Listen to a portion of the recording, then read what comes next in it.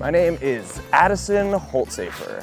I am a ranch hand and wrangler during the whole year, and then during the summertime, I guide on our backcountry trips.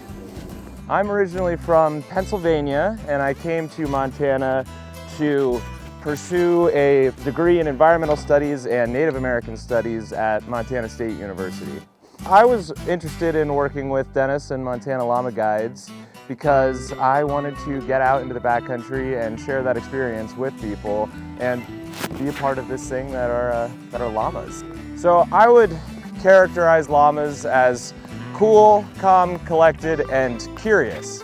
They seem to be a lot more intelligent than other stock animals, but they just seem to be observant and don't seem to be in your face too often.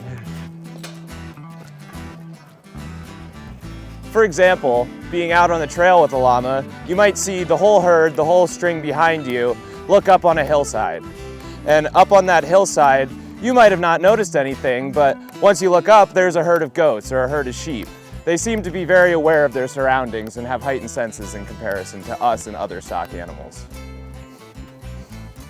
Personally, my favorite thing about working for Montana Llama Guides is the diversity in the experience.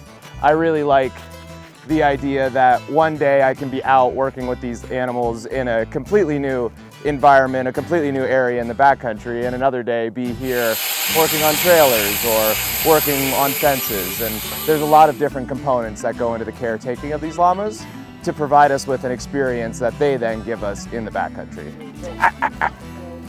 It's just Ricky. It's always just Ricky. So the difference between alpacas and llamas comes down mainly to size and type of use. Llamas here, you can tell, are quite large, averaging around 6 feet tall and can be up to 450 pounds, where an alpaca is much smaller. Llamas pack and we can put weight on them, whereas alpacas are mainly used for their fibrous wool. On a trip with Montana Llama Guides, you'll meet us at a trailhead and we'll take all your belongings and pack them onto these llamas here. From there, you'll get assigned your own llama and you'll be able to lead a llama into the backcountry and build a relationship. And oftentimes we'll choose that llama depending on looks or personality similarities between you and a llama. Once we start packing, we'll go out to a camp, and at the camp, the llamas will have carried everything for us, and you can expect fine dining. We have delicious meals because these llamas can carry things like coolers and stoves. And then you can expect things like fishing, hiking, alpine lakes, and high mountain vistas. It's all part of the experience, and the llamas allow us to do that.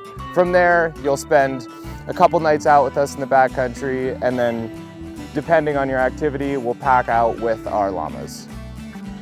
So my favorite llama, I actually have a few, and it depends on the situation. If I'm packing, I really like to lead River. River makes a solid companion on the trail. He does a great job following, leading, and I really think he's the best to pet on the trail. If we're not on the trail, I enjoy hanging out with Mage. Mage is one of our older llamas and doesn't pack anymore. He's retired, but I think that his personality is similar to mine, and the fact that he's quite calm in the midst of the chaos of the herd. So my personal definition of wilderness, it is a complicated one, I feel, because in the past, these areas, like Yellowstone National Park, for example, were not pristine and voided of humans. Humans have been here for a long time, and I feel like humans need to be a continuous part of the wilderness, and it shouldn't be managed as a resource that will be set in time. The earth is ever changing, and the wilderness itself will continue to change with that. This past summer, my most memorable trip came very shortly after I started fly fishing. I had a really amazing experience at an alpine lake where there were beautiful views, and I got to catch many native cutthroat trout in a lake here in Montana with llamas picketed right by the lake.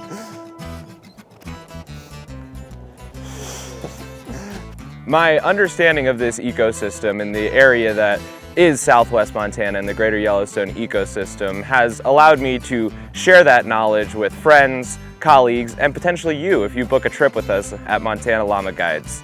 I'd look forward to seeing you in the summer, and I hope I could share the beauty of the Greater Yellowstone ecosystem with you.